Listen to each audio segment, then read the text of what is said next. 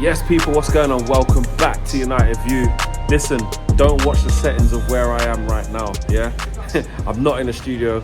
I'm on the roads right now, yeah? Fleck on the road, but the dedication to give you guys the content does not stop. I'm actually, you know where I'm actually on my way to? I'm on my way to Kenilworth Road, yeah? The Kenny, yeah? Good, yeah? Football. That's what I'm gonna go see. A good friend of mine, one of my best friends. He is the manager of a team in the Bed Senior Trophy in the final. They got to the final at Kenilworth Road. So that's where I'm going today. Local league football. That's what I'm on. That's what I'm on. Anyway, I've got to bring you guys Manchester United news. That's what I'm here to do. And Liam Delap, according to Christopher Wheeler, yeah, is very hot on favourites. The favourite to go to Old Trafford, which we already know. A little bit about Joshua Zirkzee as well. Looks like he's going to miss the remainder of the season, which is not a big surprise, let's be honest. Maybe we can keep the season alive to get to a Europa League final in May, which will massively help, but let's be real, man. He's done. It's not looking good. Dr. Fleck up on that one.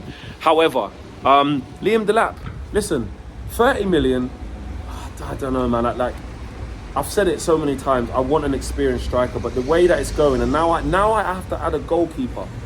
Now I have to add a goalkeeper, yeah, into the mix. We have to go and get Liam Delap, peeps. Well, I say we have to. I can see why he's the most obvious choice. I can see why he's the most obvious choice. Because we got to replace Andre Onana as well. Where's this money coming from? I still want that Mateus Cunha as well. I need that link. I like that link. The Anton Semenyo one, I'm not really having that one. What's that, 65 M's? That's too much for him, man. It's too much. I need a little bit more out of him than that. I'd rather Cunha. But back to Delap. Listen, I've made it very clear. I want an experienced striker. I want the likes of Osimhen. You know what I mean? I want someone older. I know that we're potentially looking at Patrick Schick. Maybe that's a little bit too old. 29-year-old, I think he is. Leverkusen. Liam Delap fits a lot of bills. I'm just not sure on the pressure, man. The pressure. Is he better than Rasmus Højlund? Absolutely. 100% better than Rasmus Højlund. He is. He's 100% better than Rasmus Højlund. But it's just the pressure of playing for Man United. It happens all the time. The pressure of playing for Man United weighs heavy. It weighs heavy. Do I think he can take that pressure? Well, look, he's got that bastard in him. He does. He's got that sort of that I don't care kind of vibe. You know what I mean? He ain't scared of people. I get that. But one thing doing it at Ipswich and having a good goal return is one thing, but being a pressure cooker of Man United, it's a whole different ball game. But on a club side of it, I can completely understand why he's our main option. Think about it. We thought it was 40 million. We find out the release clause is actually 30 million for a young English talent who's got double figures in the league this year at a very poor team in Ipswich who are going to get relegated. It's a chance to exploit that relegation clause, and it makes sense. If we're being honest, it does make sense for where we are right now. I'm not doing that big club snobbery of like, getting a guy from Ipswich who's relegated.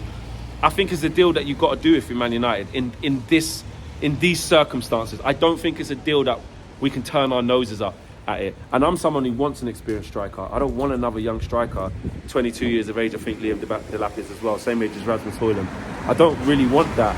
But with the situation that we're in, it makes financial sense. It does.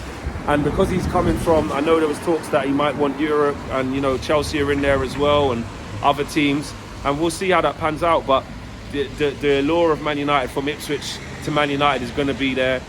The size of the club, it's his first big move as well, so I think he can fall in line. The positive is that it is someone you can get your teeth into. It is someone that Ruben Amorim can mould. I don't know, man. What it is we don't. The transfers that we've been doing, we ain't got no faith in them.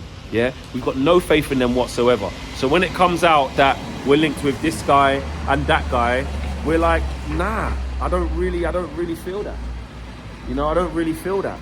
So if we're being honest, we don't have faith that getting a young striker like him could turn out to be a very good bargain. Because let's face it, this version of him scoring 12 plus goals a season in the league, if you're getting him for 30 million, that's what we've been asking for. Them type of young strikers. That's what Rasmus Højlund should have cost. Maybe the conversation around Rasmus Højlund at 30 million wouldn't be as drastic as it is now, paying over 65 plus the add-ons. you know what I'm saying? That's what made that even worse. But Liam Delap, listen, I like him. I do like him. I think with where we are, don't get me wrong, rivals who go look at them, getting Liam Delap from Ipswich, all of that. We have to forget all of that noise. For where we are now, to have a steady striker, a solid striker at only 30 million as well, that can most importantly allow us to still be active in other areas of the squad, we have to be taking it. I agree. I think we have to be taking that. So, yeah, I'm not dead against it. I'm not totally against it. My preference isn't that. It's not my first preference. But given the context we're in and the financial situation we're in, I hear it. Yeah, as we say on United View, I hear you. Yeah, and a little bit on Joshua Zirkzee as well. Reports saying that he's due to miss. I'm sorry if this is proper loud, by the way.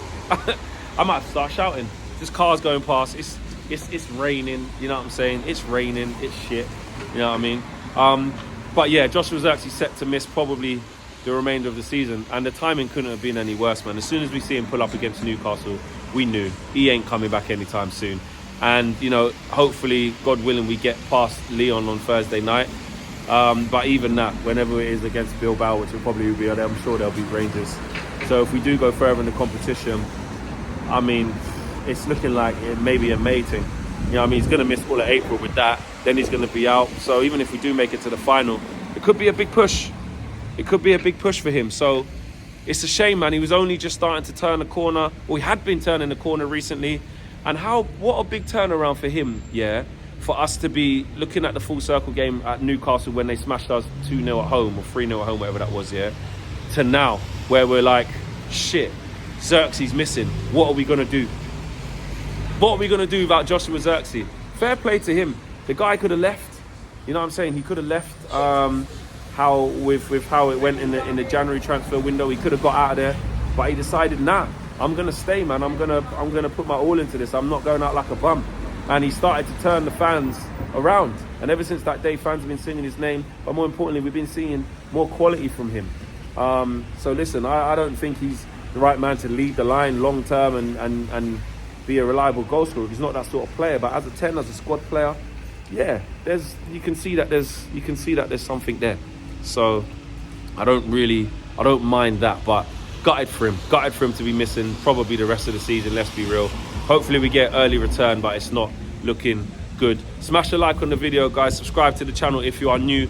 Later on today, after the PSG and Aston Villa game, I'll be doing a reaction over there on the Football Flex. If you haven't subscribed, make sure you guys get over there and subscribe to that as well. And of course, the Arsenal content, Real Madrid content coming on that channel tomorrow as well. But morning view tomorrow, actually probably Trinity live, yeah, and it's live. I'm out of here. Take care. Peace.